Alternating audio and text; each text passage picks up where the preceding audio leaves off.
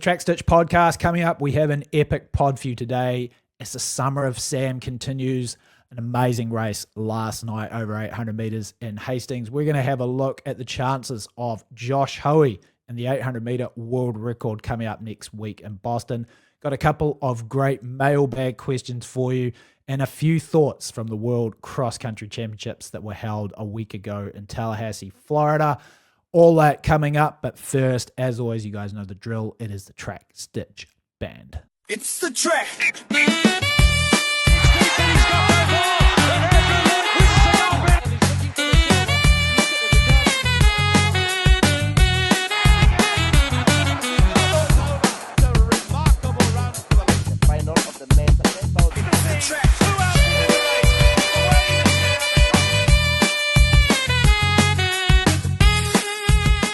Jane, we're going to just get into it straight away. We're going to go hard because you are up to Tiari to challenge the course record today.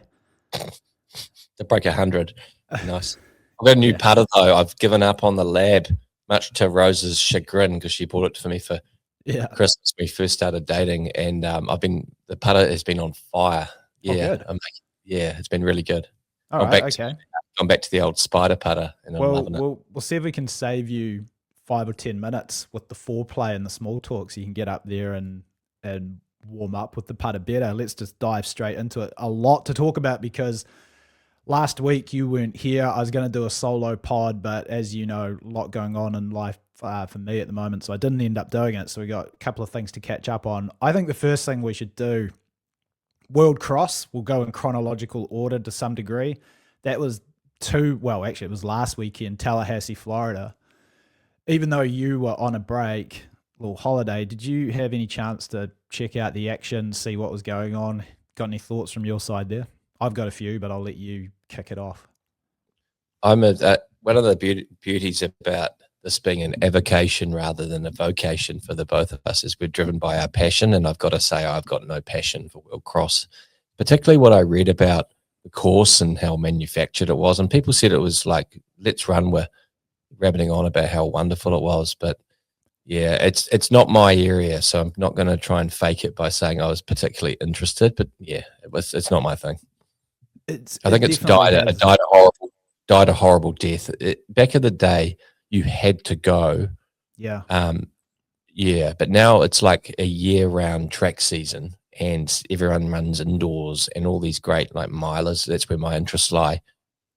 Are in those great indoor meets coming up, and the training's different, and it's just like you see Grant Fisher not going.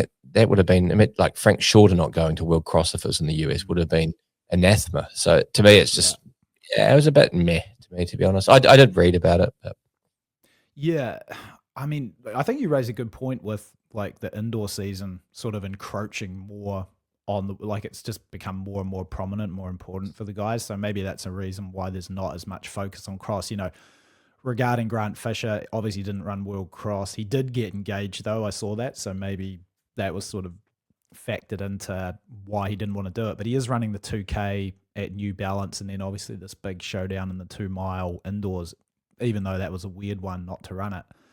I mean, I get getting engaged, but what I was more meaning was that back in the day, you'd be compelled, like your Gibbs and your even though he wasn't that great at it, Geb compared to the track, your Bikilis, your Turgats, your Salahisus, all of your guys that could compete. Even milers used to go and race it, didn't they?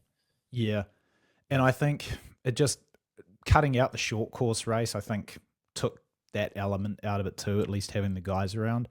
You know, sometimes I wonder, you know, we're old school kind of track buffs, so we look at things through these rose tinted glasses of yesteryear, right? So I mean, I think the first image I always had with World Cross is like that awesome shot Durham 95 where it's like Turgat, Salahisu, Geb, I think Todd Williams is in the background there, Ismail Karui, like all those great guys. And just those classic races. And then you go through to 97 in Turin, probably the greatest World Cross race ever, with Hisu taking it to Turgat, and Turgat gets him by like 2 seconds. And it just doesn't really compare today. I don't know why. It's just like lack of star power again, maybe because indoor season is so prominent compared to what it was in the past. I just had my three. I because again I was going to do this pod last week and I wanted to comment on it. I didn't end up doing it. I thought there were three things that I actually really liked and three that I didn't like. Yep. First of all, I think that the men's race, even though like Fisher wasn't there, I thought it was pretty strong, all things considered. Yep. Gressier, World 10K champ, was there. The US team was pretty strong even without Fisher. It was good that Kip Limo was there, and obviously he got the win to make it 3. So I thought that was good. I thought the landscape. Did Chip the guy run? No, he's sort of done just anything. I think he's just completely on the roads now. Okay. The course actually I thought was really cool. Now let me preface this because double-edged sword. I thought the landscape was really good. Right, it looked like they were running in sub-Saharan Africa at some points there, like through these kind of, I don't know the style of tree, but whatever. It was sort of sandy and dry, and they were running through these trees. I thought the course was kind of cool just in terms of its geography. No course cutting. That was pretty good. Good to see they could run a cross-country race without cutting the course. And I did hear from the guys, because the Let's Run crew were there, my buddy Jordo was there, he said the crowds were actually really big and it was really well organised in terms of like the parking and the setup. But on the flip side, right, let me address the course thing first. I just feel like the gimmicks that they put on the course were rude. Like, they kind of suck. They put out this little rude paddling pool like water feature, like mum and dad used to set up on the front yard back in the 80s. It was 40 feet of water so they could run through.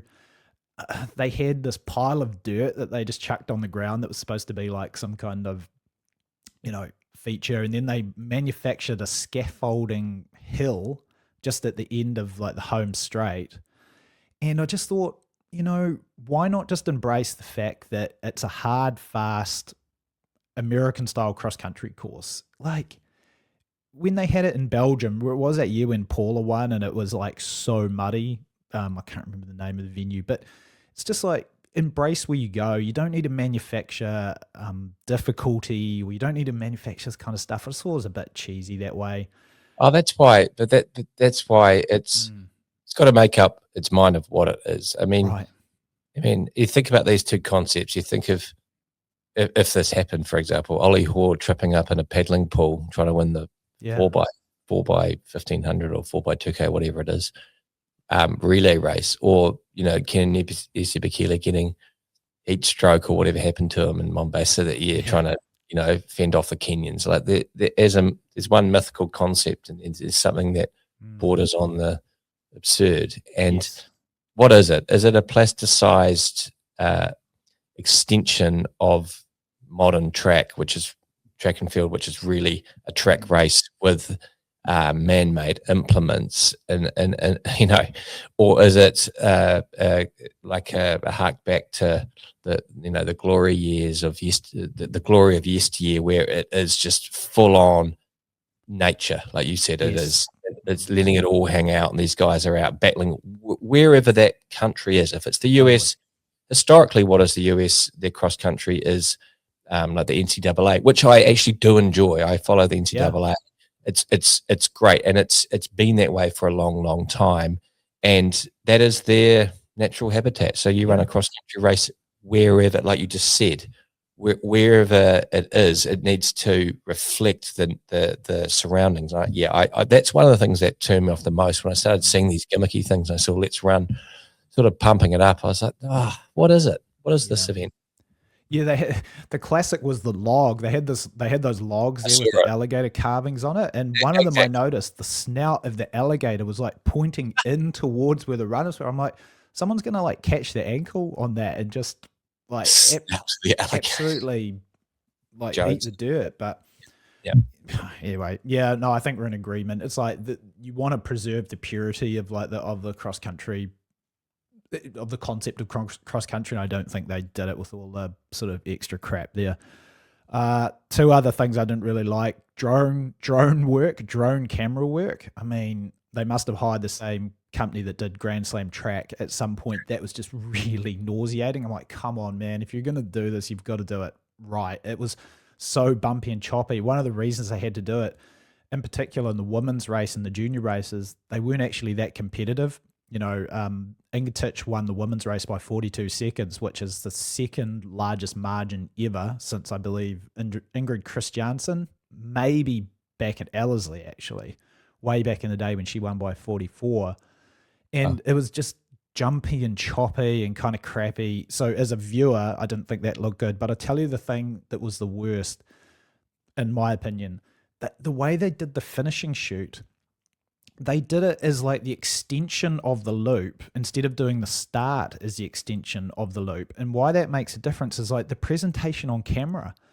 It looked like there was nobody at the finish. Like that is where you've got all your action happening, all the glories happening. You want to have like a great cross-country course to me. That finishing shoot, you've got fans lined all the way up it, cheering along, going crazy, and they just lost it because the view from the hard cam at the finish, it's basically nobody on the right-hand side of the course because that was the main loop. And on the left-hand side, so the right-hand side as we were looking at it, they were trying to jam all these people into this tiny little section, and it just looked amateur. Okay, that's all I would say there. So even though I heard, obviously from the guys on the ground, that the organization was really good, there were just these like small details that mattered that I just thought they missed the mark on. And in terms of a presentation to the world, it kind of maybe didn't do it self-justice. Anyway, that's it. We don't need to hark too much on about World Cross, but Kiplimo gets 3 wins in 6 years. Obviously, they don't do it every year like they did back with Bekele in that particular era where he was just rattling them off. He had five in a row and 7 in total or 6 in total. So, yeah. All right. World Cross, done and dusted. I'll give it a B- as an overall spectacle. Closer to home, next topic, the summer of Sam continues. You should lead us out on this one because thanks to TVNZ's support of athletics in New Zealand, you were able to watch this race. I was able to watch it thanks to Rick James, a.k.a. Carl Jackson, or is it Carl Jackson, a.k.a. Rick James, who actually recorded it for me and sent it over. So I got to watch it with his commentary. Yeah. That was good of him. Shout out to Carl. 145.86 for the young Ruthinator Deo, and a great performance from Tanner. We can sort of touch on that at the end too. But you saw the race. What was your take on it? It's mind-boggling. You know, and you and I and friend Kerr were talking about his level of physical maturation and your point. You know, he is very developed. Like my partner said when we were watching, you know, he looks like physically the same as the others. Well, I agree with that.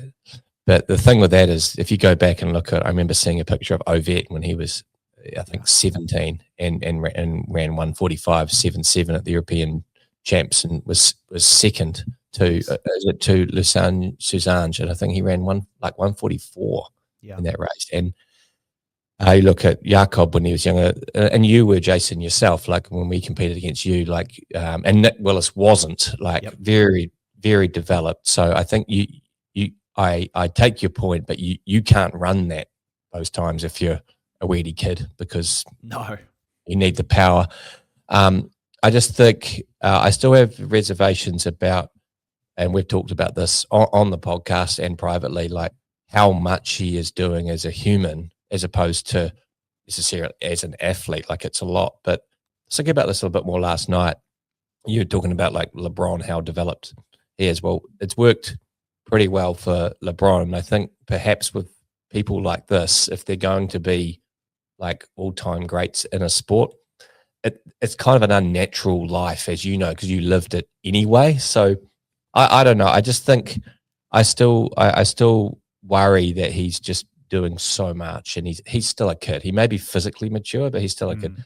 But if you look at the physical and the mental side in terms of him as an athlete, I mean, have we ever seen anyone like him? I mean, he not only is a 145 guy now, he's 16. He can run 13:40 for 5K. Yeah.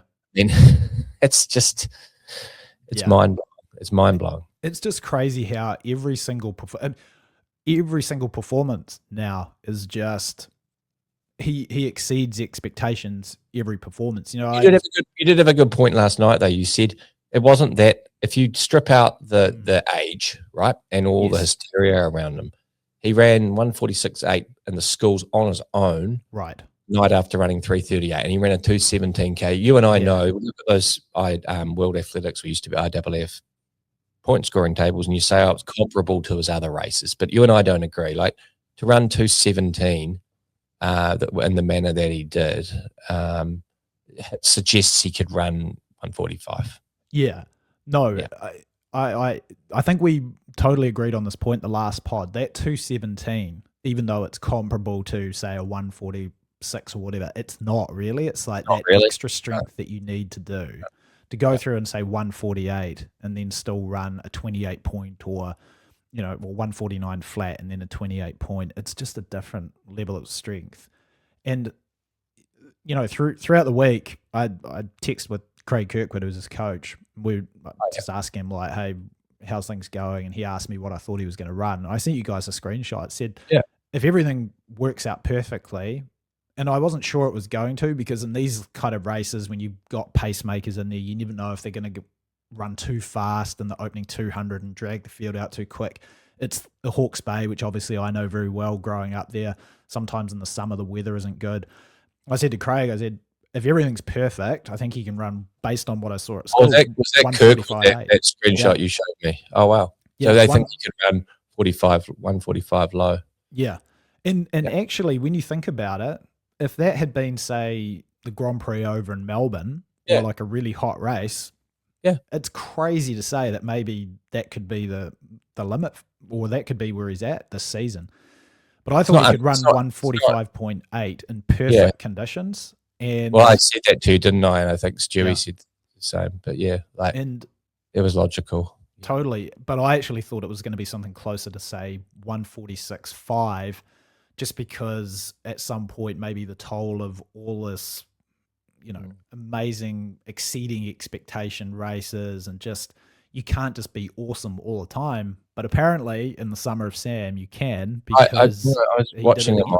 I've got a lot of admiration for him as a person, because I was watching him on the site on the starting line. He was jiggling around. He looked, looked nervous, and I thought, man, like, imagine being like you were in our era before Nick came along, even when Nick came along, like a standout kid, and he's got so much attention now. Like, let's say we went up to the golf club and people know about it. Everyone's talking about him. You know, Mum and her bridge coach, because she plays bridge with Arch Jelly. Yeah. And he's standing there, right? And everyone, like, all the camera guys came there, and he's a 16-year-old. And I thought, like, to go out there and actually run 145, you know, and with all that pressure on you, beat Tanner. And Tanner, like you said a few times up, Tanner is like, this may be partially responsible for the resurgence of Sam Tanner's career. Yep. And what an amazing amount of grace and class that he's handled this with. Imagine, yourself coming through, this guy, 16-year-old coming through, he's part of your training group, and he's pulling the 16-year-old, whether it's from just going, oh my shit, I don't want him to beat me, or whatever it is, it's like pulling his career through. Yep. Like, we thought when he ran that 5K that he looked tremendous that night. Now he's run under 146. I mean, is this the resurgence of Sam Tanner's career? I mean, it's awesome. As a athletics fan, I said to Rose last night afterwards, I said, I was so excited by that. I was so impressed with this kid, but I was like, man, that was cool. Like, that's like, as an athletics fan, this is what we dream of, following along. So while I'm still a little bit like, Mom, please don't kill him, I'm like, as a passionate fan, I was like, man, that was exciting. I was kind of like shaking afterwards, like, so cool. It's awesome, because, you know, we've seen guys come along and over the years in New Zealand and run well over the 800 in terms of one-off performances. Like, remember Sean Farrell, I think it was back in 96, he ran 146 in Wanganui. I never was really in shape, and I didn't really run the 8 that much when I was at my best in New Zealand. I mean, you know, I ran a lot of, like, say, high 148, 149 times. But then, of course, James Preston had that really good performance at Nationals. We mentioned it the other day, sub 145 in terrible weather. But it's very rare that you have two guys run under 146 from New Zealand, in New Zealand and in the same race. And to your point on Tanner, I think he deserves massive props sitting here this morning for us 100%. or early morning for you there in New Zealand, because he made that race. Like he went out, he set the pace for Sam. Like the pacemaker did get out kind of aggressively, and Sam Tanner was that perfect buffer between the two. So he had the experience to not charge out and go with him and drag Sam Ruthe along. And what he was able to do was kind of just temper that speed in the opening 400, because you said that the execution when you were watching it was really perfect. Didn't get out too fast in the first 100. We know how crucial and critical that is now to running a good 8. And Tanner took it all the way through to 550 when he got past. But then here's another thing. He didn't completely capitulate. He kept the impetus of the race going by still being there. So it made it a great race, and it pushed Sam Ruthe on in that final 100 and dragged them both through. And he gets rewarded with a sub 146 performance, 145.94.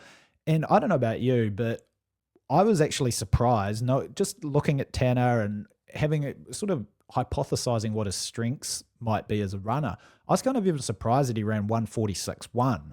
And that was in 2024 or 2023, a couple of years ago. And now I don't think he had a very. I thought he was very disappointing at World Champs. I mean, he's not Nick Willis's level, and I don't think he ever will be. However, I mean, the way he ran at World Champs, he ran way below what he can his ability. Agreed. And I thought maybe his star was fading, but this suggests the opposite. I think he's better than ever, and good on him, because it's such, as you know, it's such a brutal sport, and you can lose a bit and then it can just all unravel. So like it was awesome. It was like, it wasn't the story. The story was the 16-year-old, but like the 16-year-old couldn't have done what he'd done without entering that race. And it was heartwarming.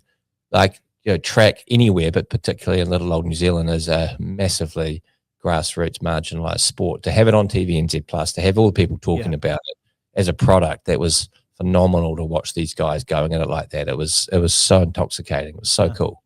Yeah. Oh, the other you go. No, I was just gonna say, I don't think I would have ever seen Tanner run another PR over 800. I would have thought, if anything, his future was 5K. Over the 5K, etc.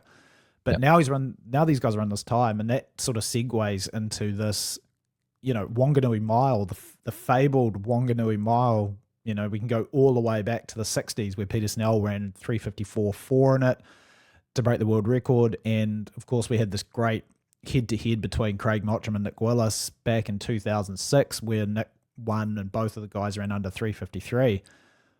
How does this set up for that? What are we looking at now? I mean, again, taking into account that Sam Ruthe has basically exceeded expectations every single time he stepped out on the track. Do we have any reason to believe that that's not going to be the case in this mile coming up?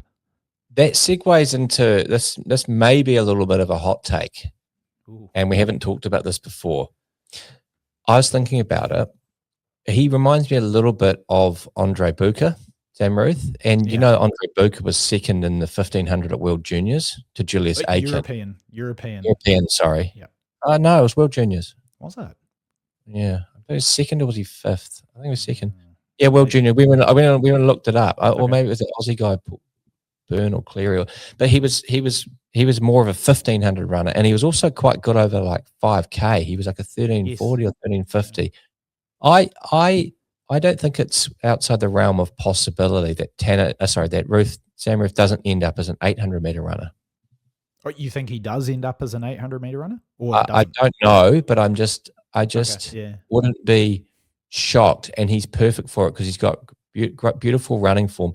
He's got clearly, I mean, even if he is an early developed kid, like a very early developer, I mean, he's got so much anaerobic power. I mean, to go out like that at 351, he looked good too. He wasn't straining. He wasn't like, I can't keep up here. You could see he was holding back. I wouldn't be shocked if that ends up being his best distance. So I like that take. That's a good one, because everybody right now thinks he's a 1500-meter runner, 5K runner. But yeah, I mean, you watch him run yesterday, and I just saw the clip from what Jacko sent me, him standing at the start line. I was like, man, this guy could be lining up in the Diamond League, and he wouldn't look out of place standing next to a Laros or a Nader, Isaac Nader. He's just like got that, just really put together. It just looks like a pro athlete already. Yeah. That's not related to to what potentially his best distances, but I don't mind that take at all, because we've seen this now too. It's like a lot of guys actually tend to sort of creep down in distance these days versus even potentially move up.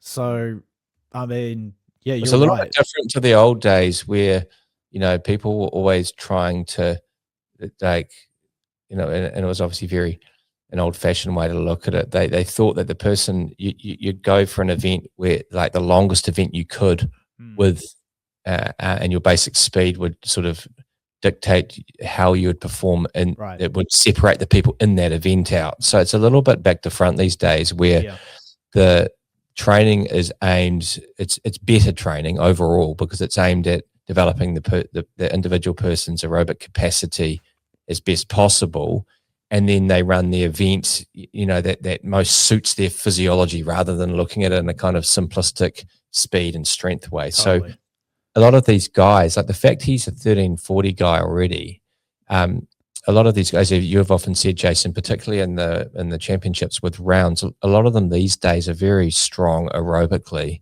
and because they're pretty sharp year round, they can keep developing their aerobic profile continually over time, progressing it, and then they're not having to, like, go into these blocks anymore where they're doing all the speed. We can lose that. So the best 800-meter runners these days are pretty capable, a lot of them. And you got your pure 4.8 types, but they're pretty capable over 15 and 5K, and he's got such an advantage there. You look how he finished yesterday. He finished, like you said, like a top pro. Like, that was the most astounding thing to me, is when I said to my partner, I said, I think Tanner's going to come over the top of him here. He's not done yet. But the way he held him off. Do you know what it was actually reminiscent of? 2004 Olympic 1500-meter final.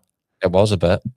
Legat challenging LG on the outside. I know Tanner technically didn't pass him in the same way that Legat did, but it is very difficult. He was effectively set up to pass him. Exactly. And it's so difficult. I mean, again, he made his move. But what did they say? You only ever get one move in the 800, and he'd made his move. And I just thought, maybe he'd gone too early.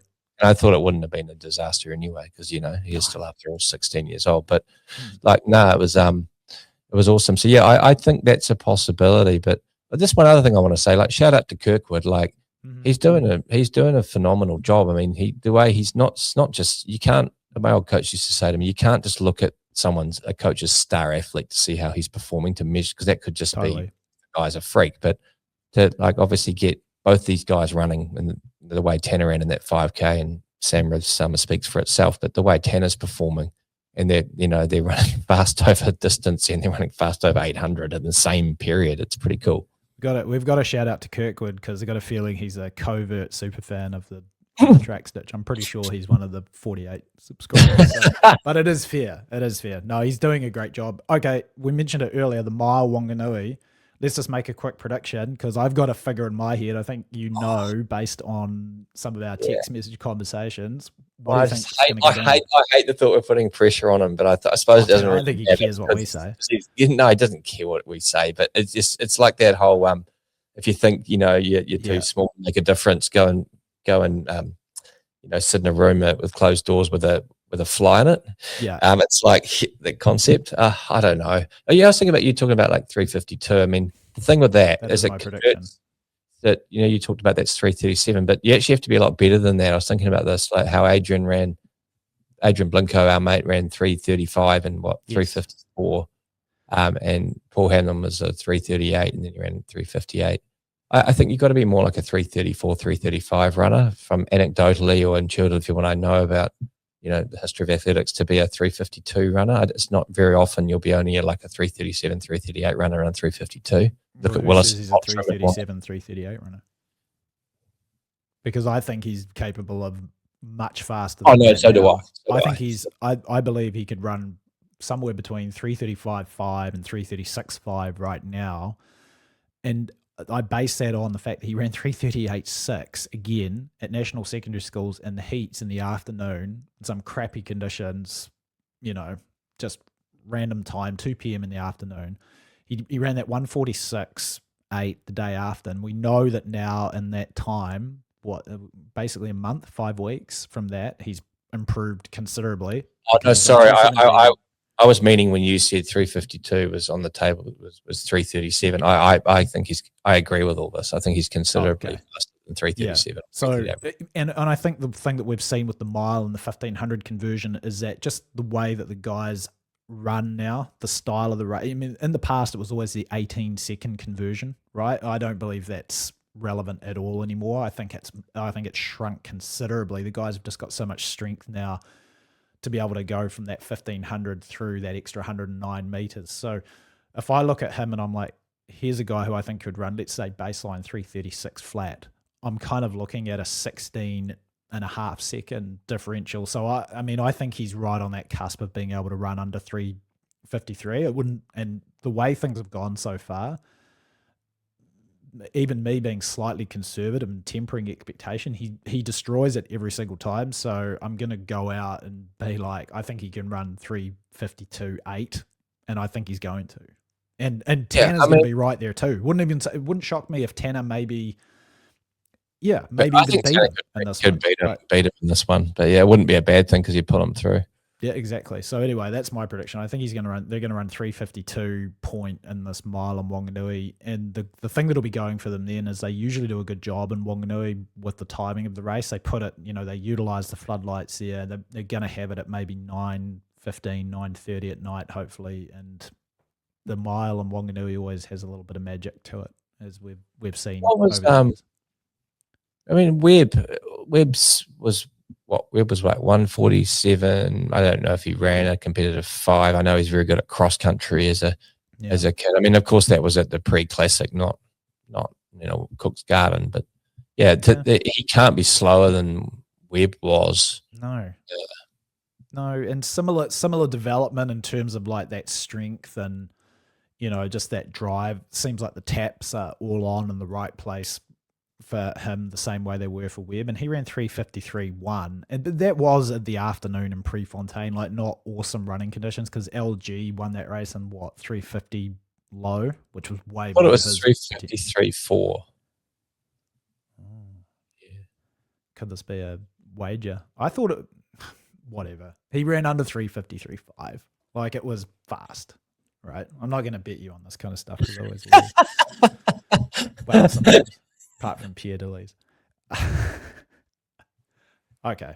All right. Well, looking forward to that one. That's coming up, I think, next weekend as well. So it's just all happening. And then those guys are over to the US to, run a bit of indoors. Speaking of indoors, perfect segue. We've always got the perfect segues here on the Track Stitch podcast, the People's Podcast. Announced this week, Josh Hoeys, our mate, is going for the world record of the legendary Wilson Kipketer. And Shane, I've got a little surprise for you here. I actually have to add you to this too. I've got the race here back from 1997. You want to check it out? Let's have a look at the great Kipketer's 800-meter world indoor record. Should we do it? All right, hold on. Oh, no, you're there. Perfect. Okay, so this is, of course, World Indoor Championships back in 1997. The backstory to this is that obviously that I was very, very fortunate to be able to meet with Kipketer at the Olympic Games in 2004, and I asked him specifically about this race. I was like, what was the deal with the World Indoor Record? Because that is such a phenomenal performance, at the time, and it still is. And he told me, he was like, I just wanted to show my coach that training had gone well. And this is how well it went. He ran 143.9 in the heats to break the world record the first time around. He ran the semis in like 147 or 148. And then this is what happened in the final. So let's check it out, courtesy of the Track Stitch tech team. How did people feel about that world record, his rivals? And they said, well, I think we've already given the gold to Wilson Kipketer. We'll see.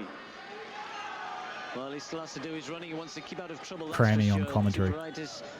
starting pretty fast. Mochibon also on the inside, big man from Germany. And my old Coors is mate a big Nico man, but Mochibon Wilson there. Kipketer does what we probably would expect. He gets out in front straight away now.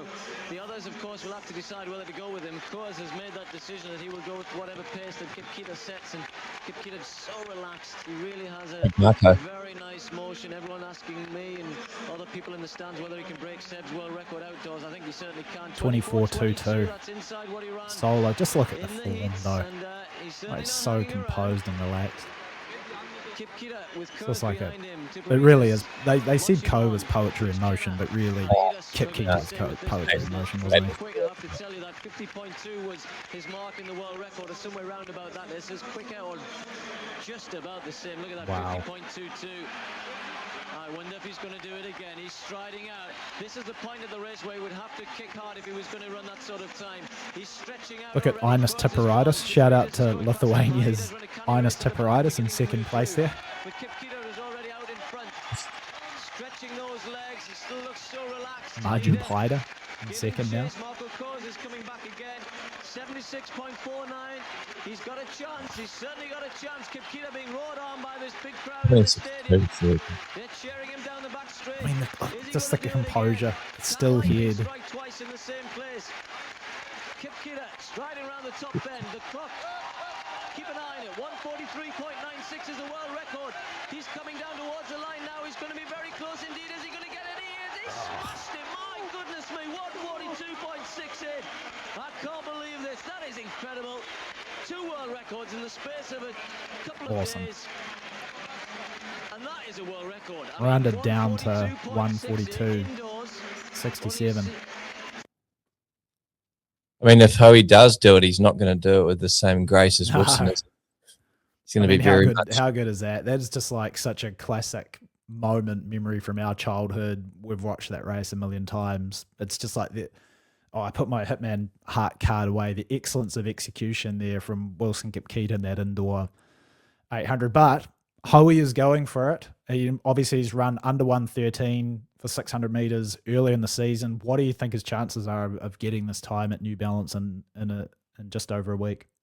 Well, if he's still absolutely loaded on his, I'm not playing any doping's going on here, but he's absolutely loaded on that freneticism that he displayed in that 600, then I think he could do it. I mean, it was 30 years ago.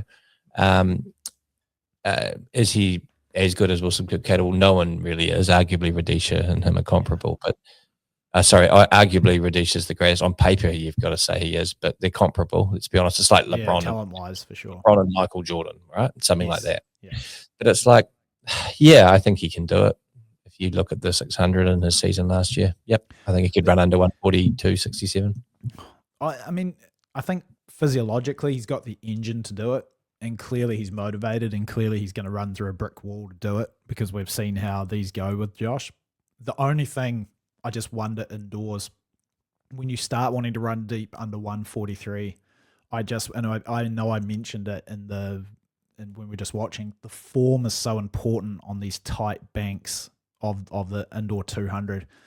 And, unfortunately with Josh, I'm not bagging the form of a guy who's run 142 flat and 329, but I just look at Kipketer there and I'm like, man, that is just the prototype guy who can run that kind of time indoors, so still, no wasted motion, so efficient. I just wonder, there's no doubt he's going to get through the first 600 meters on pace, because he absolutely can. Kipketer was 116.4 there, and Hoey's just he's run under 113 indoors. So we know he's going to be able to get there in the requisite time. The question is, how's it going to go in the final 200 for him?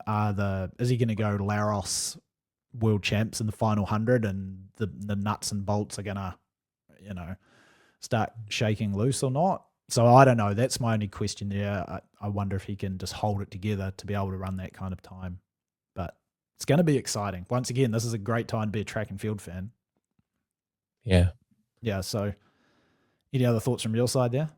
I think it's a great point that you raise, and I agree with you that the difference between the 600 and the 800. I mean, running them myself, it's the 600. You can kind of just go for it, and once you fall apart, you don't have a lot of track to carry yourself around once you've blown apart. But in the 800, it's quite. No. Yeah, I mean, you've got to think he can do it, but it's a great point that you made. Like, with that running form, he has run 142.01 outdoors. Yeah, exactly. Still on a heater. But bear in mind, this was the season where Wilson Kipketer went on, obviously, to break the world record. Or did he tie it? He tied it in Stockholm, broke it in Zurich, and then broke it again in Cologne. And probably, I think we've spoken about this ad nauseum that night in Zurich, where he took it out in 48.3, suicidal in the first 400 meters. He probably had the physical ability to run 140.6, 140.7 there. So he was in pretty good shape in 1997. One thing in Josh's favor, though, is a lot of these things come down to human psychology. And back in the day, it was seen, as you mentioned, speaking to Wilson, it was his way of showing his coach he was on target for the outdoor season, and there was a more clearly demarcated role that indoor played in terms of which dovetailed with how athletes prepared then, where it was very, very clearly and unequivocally the off season, and then they weren't brought to the boil, so to speak, like they were now. Now I feel like it's become, and that feeds into why I think World Cross has been diluted.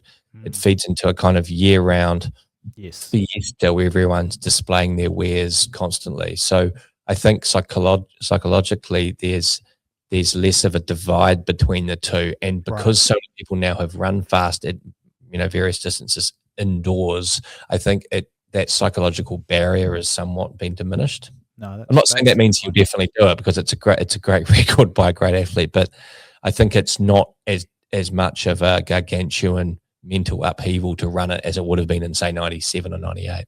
No, or even 5-10 years ago, right? Because things have changed so much with the focus, and it's clear that when you can run that fast for 600 meters in December, go and run the mile, etc.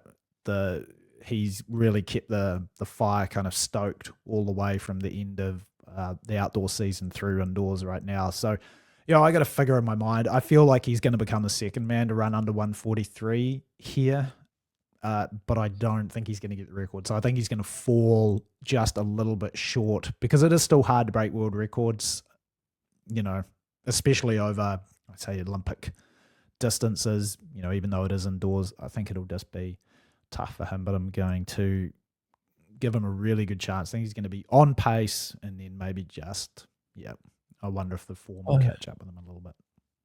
But could totally be wrong. I think if he's got, I mean, I don't know. That's the if, isn't it? So I suppose you're not really being that much of a genius by saying, if he's got the same, of course, that's the whole point. But one thing I'll say, you take the form out of it and just sort of measure in the abstract how fast this guy gets from A to B. I mean, he did run under 113 and he's a 329 guy. If he was running under 113, he's a 340 guy, I'd say he doesn't have a lot of chance. But he's still a 329 1500 meter runner who can run under 113. Yeah. I think he could do it. But remains to be seen. Same profile. All valid points. All right. Okay. Well, looking forward to that one next week. And I think also Fisher and those guys are running a 2K there. That's going to be really good. And then, of course, we've got Milrose the week after. Oh, hold on. By the way, also 600 meters next week at New Balance. That's also a huge race. Brazier's running. This dude from Ireland who's World Championships finalist, he's running. Who else is there? Sorry, just having the mind blank there. Anyway, a really good 600 on at the same time. I think one of the questions just floating around the world, potentially on message boards of well-renowned running websites, is like, are guys ducking each other? Why aren't they all racing? I think the answer to this one is quite simply, that's right, it's Hoppel. So it's Hoppel, Brazier, the kid from Ireland. I think maybe Ataui is running the 600. It's like, why is one of them not running the 800? I think the simple answer to that one is another thing we've discussed on the pod quite a lot. Is like, these days when you want to go after a time where it's almost better to just set the race up for yourself and not worry about racing anybody. And I think it just sets up perfectly for those guys. I can't imagine that Brazier, Hoppel, etc., et al., that they want to jump into a potential sub 143 race for their first outing of the winter or the indoor season And on the flip side, I don't think that Josh Hoeys needs to have anybody else in the race to potentially fight with for position in the opening 200. He just wants to go out and run it as a time trial, and all good. But that's another good one. Especially indoors, right? Totally. Yeah, exactly. Where the position on the track is so important. And if you want to run 142.5 indoors, I don't think you can really afford to be navigating any bodies at any point, as we saw with Kip Keita there. Went straight to the front. He did it in the heats at the Worlds. He did it in that final there. Didn't mess around, and that was the situation. All right. We've got maybe 10, 15 minutes. Couple of mailbag questions. Probably 5 minutes. 5 minutes? Okay. We'll do one mailbag question. This one came in from Swanny, so he's definitely podcast superfan, Swanny. He's definitely been itching to hear the answer to this one. He asked me a couple of weeks ago, he's like, should Beamish attempt the steeplechase mile double at the Glasgow Com Games? And I had an extrapolated angle from this one about if he couldn't do it, right, based on the schedule, what event should he go after? Hey, by the way, did you know that they're doing the mile back at the Com Games now instead of the 1500? You'd just done a faux pas and mentioned I thought you just meant the 100. No, it wasn't a faux pas, because I thought the same thing too. I was wondering if Swanny was trying to be clever and old school and be like, oh yeah, the 1500, the mile. I was like, hold on, are they doing the mile? And I asked him, and he was like, yeah, I think so. And I researched it, and they're going back to the glory days. They're not going to do the 1500 at the Com Games. They're going to do the imperial distance, the mile, which I think's awesome. Actually, I think it's a really good idea. Yeah, same. Oh yeah, no, it's great. Yeah, I do. Yeah.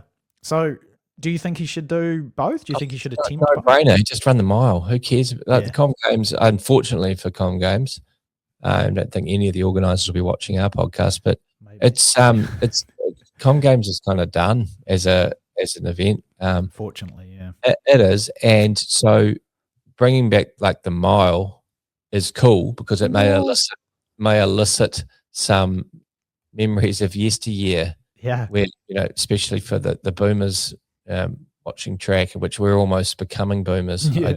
Dare I say it? And we've definitely got the sort of rigid. I don't want paddling pools and implements in our cross country. Piles of dirt. No, these guys can't train year round. We didn't, but we've got that vibe. But and we're going to get worse as we get older. Rose-tinted spectacles. The rose-tinted spectacle. But I mean, bring the mile back. It is cool. It's a bit gimmicky in the short run, the decision to do it, but once I think they implement it, it is cool. What's he got to gain from running the steeples at the Com Games? He's the world champion. He's got nothing to prove there. He's the world indoor 1500 champ from a few years back. How cool would it be with those big flying locks of his to win the mile at the Commonwealth Games the first year it came back in? That would be a cool little part of history for New Zealand. I agree. I mean, Swanny's question was, should he try and do the double? I'm like, well, yeah. Sorry. I mean, if the program allowed for it, why not? But I don't think. Why would you try and double at a? Let's be honest, just in a pure athletic sense, a relatively sort of forgotten championship when these guys aren't robots. The steeple's a tough event, the steeple and the 1500. Nah, I'd just go and run the mile. Enjoy yourself. Yeah, exactly. I can't remember when the last time was that they did the mile. I definitely know that Peter Snell won in Perth back in where our good friend Kerr lives in Perth way back in 62, was it? Yeah, 66 was still the mile. Was it in Kingston? Yeah. Yeah. And then in 62, 66. 70 might have been the first 1500. Might have been the first 15, and then of course we had that awesome 15 in Christchurch, 74. But yeah, no, I agree. I'm with you too. I don't see the benefit of running the Commonwealth Games steeplechase as the world champion.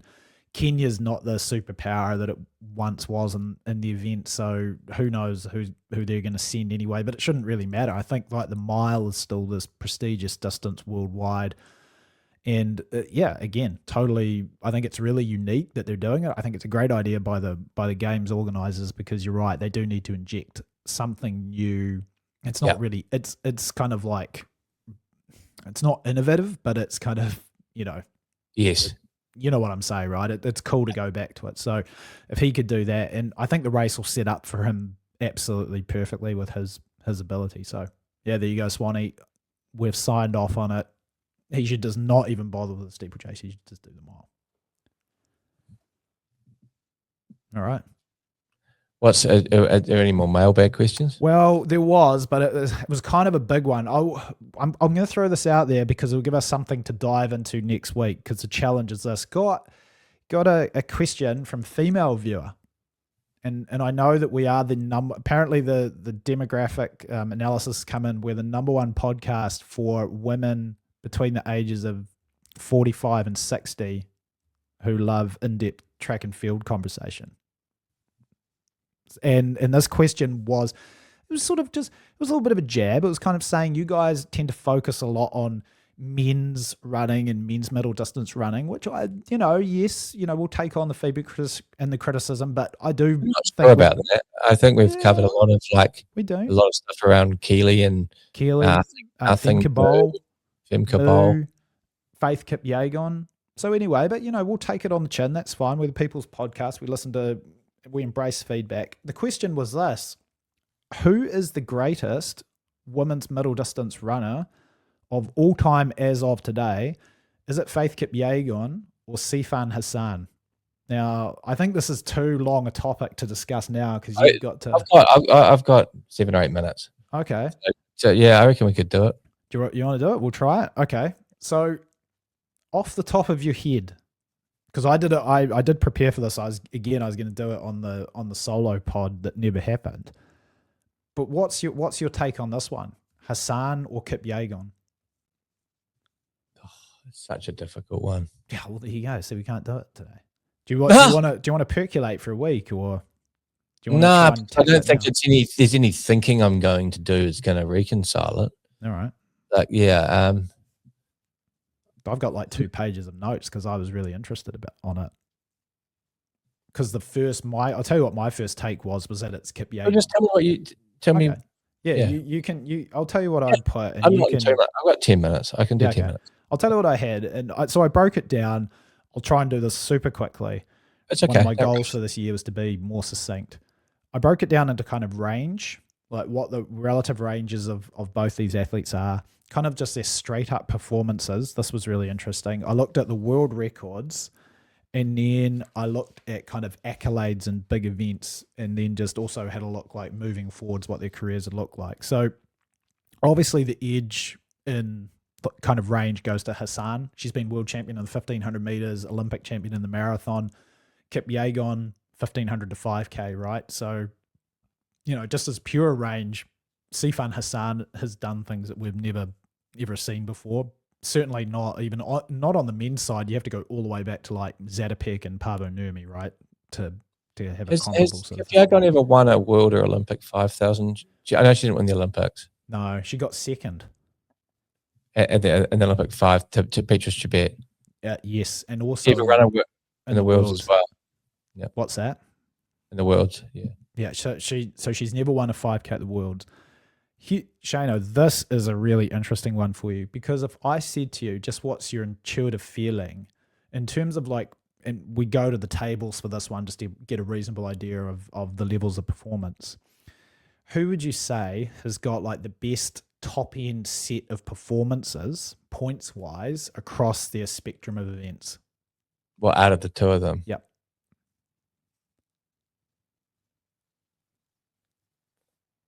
I just don't know.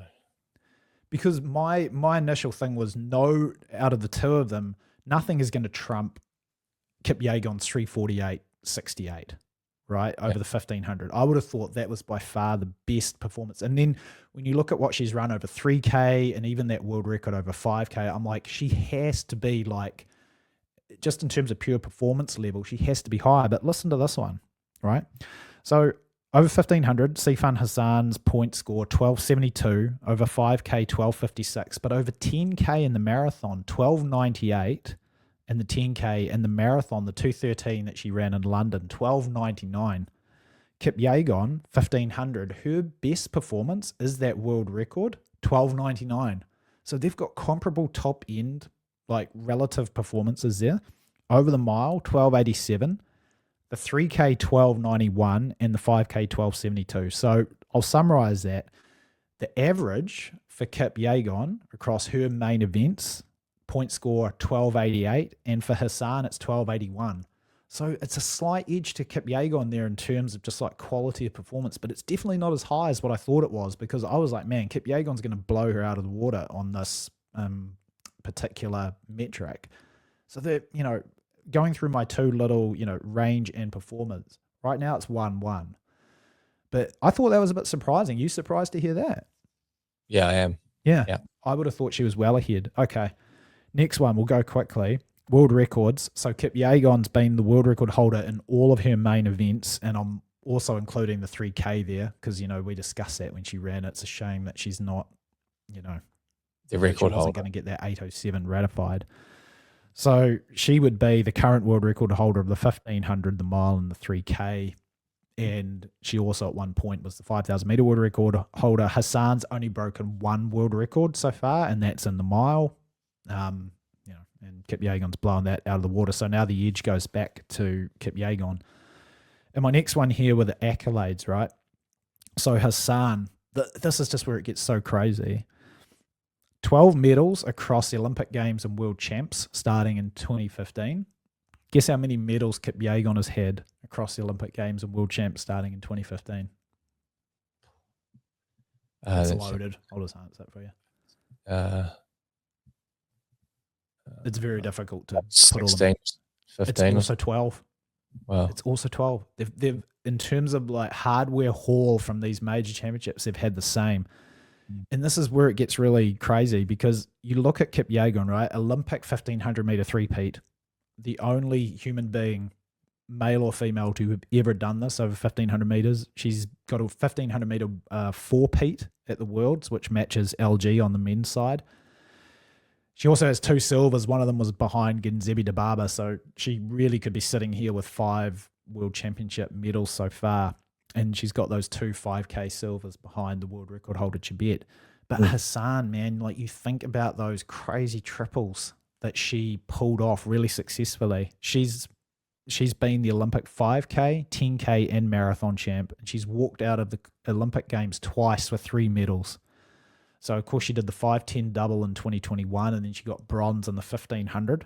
Would you say she's been the Olympic 5, 10, and marathon champ? Yep. Yeah. Crazy. So she was the marathon champion, obviously, in Paris 2024, and she got bronze medals in the 5 and the 10. And then in 2021, she won the 5, 10, and got the bronze in the 15. In Doha, she did the rarest track double that I think you could possibly do, the 1500 10K. And of course, for some reason, she didn't run the 5. And I was thinking about this, the only other realistically possible double that you could do might be the 100, 400 double on the sprint side, right? Because you're never going to get an 800 runner that will feasibly win the 5K. Maybe Fred could have done it if he didn't keep getting into altercations. Yeah, exactly. Or, Usain Bolt. Yeah. People, yeah. But either way, they didn't. So Fred was probably more likely because he could run so well over 400. But anyway, yeah, we digress. So, I mean, who gets the edge there? So it's 2-1 in the metric phase right now. It's 2-1. Who gets the edge? Because I'll tell you who I'm leaning to. I'm leaning towards Hassan, despite 3 consecutive Olympic gold medals in one event and 4 in the World Champs. I'm kind of leaning to Hassan. I just think it's crazy, right? How can we be like, who's the most decorated athlete, and it's not Faith Kipyegon here? But it's yeah. How many more? I'm not in a rush. So how many more categories? No, I mean, that's basically it. So it's 2-2, and I was looking moving forward, like the advantage that maybe Hassan has is that she has got this marathon career to fall onto in the roads, and I'm not sure if that's going to be the same situation for Kipyegon. So I believe that once Kip Yegon's track career is over, that will be, when you read all that out to me, then my gut was, I just couldn't tell you. Like in my head, it was like, I know it was tough for you. Well, it's Kip Yegon. No, but that was a fantastic synopsis. So thank you. In my head, it's like you need to be the greatest. You need to have sort of prolonged, unrivaled dominance in your event, and that's what Kip Yegon's got. However, then she's never been able to do a double, and Kip Yegon's won the 15, the 5, the 10, Hassan. and the marathon. Hassan, sorry, Yeah. at championships. Okay, she falls away a bit on the records, but I mean, look, I know it's a bit of a cop-out, but I would say that Kipyegon's the greatest miler of all time, but I think Hassan's a greater distance runner. If you're saying who's the Overall runner, greatest yeah. distance runner. No, I know. hard to argue I was that. like, man, because again, I thought it was kind of clear cut. I'm very much Yeah. on the side of dominance in one event, but you can't get away from that crazy range and the fact that it's not just that she's trying it, right? It's that she's been incredibly successful in it. You know, again, to be the Olympic, to hold Olympic gold medals in the 5, the 10, and the marathon, like that is Paavo Nurmi level, and it's being done in the 2020s. It's like, you know, this is not, no respect to Paavo Nurmi, but this is not like the 30s and 40s. I think Who would win in a race between Faith Kipyegon, Sifan Paavo Hassan, Nurmi? and Paavo Nurmi? Yeah. So anyway, that was Who's like, Faith Kipyegon? welcome what's- viewer feedback on that one too, by the way. Hassan's also run 156.8 for 800. Yeah, I know. That would be an interesting race at their peaks. One thing I did think about, that Olympic 1500 meter final in 2021, where Kipyegon obviously won, Hassan got third, she got the bronze medal. I always wondered, I'm like, man, if Hassan had not run the 5 and the 10, which were obviously massively fatiguing, that would have been a really great race. Also, what if 2019 Hassan faced Kipyegon in that final? What would have happened? Because that was sort of True. her peak in the 1500. It was, yeah.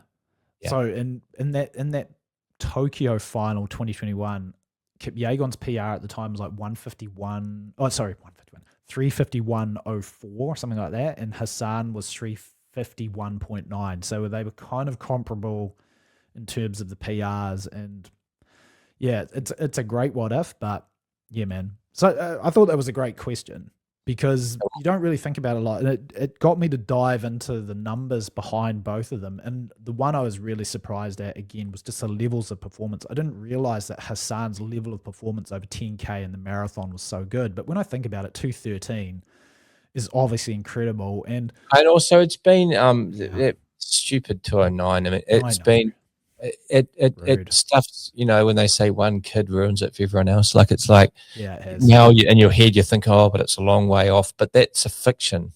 Yes, I know. Ran. And if So 213 it should be held in its proper, and given its proper dues. Totally. And if that record hadn't been ratified, she would be looking at like 2:11.54 something from Tigsta Sifa, the Ethiopian runner. That would be the world record she was shooting for. Now, she could still, I mean, if there's one runner out there who's going on the women's side who's going to break 2:10 legit, it's going to be Hassan, clearly, with her pedigree of running. It's going to be her.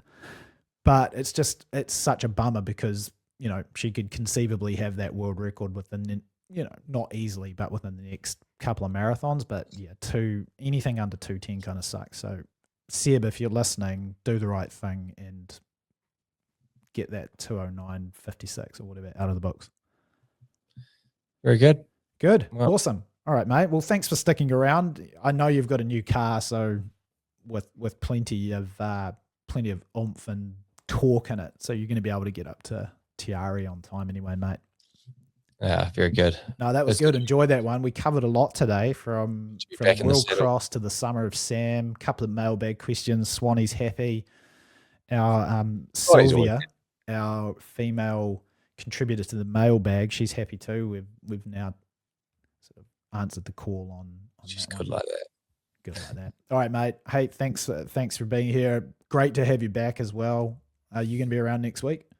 I will. All right, perfect. We'll have plenty to talk about then too, because this New Balance meet will have happened, and also this Cook's Gardens mile. Very good. All right, mate. All right. All the best. Enjoy your round. See you, mate. We'll see you next time on the Track Stitch podcast. Peace.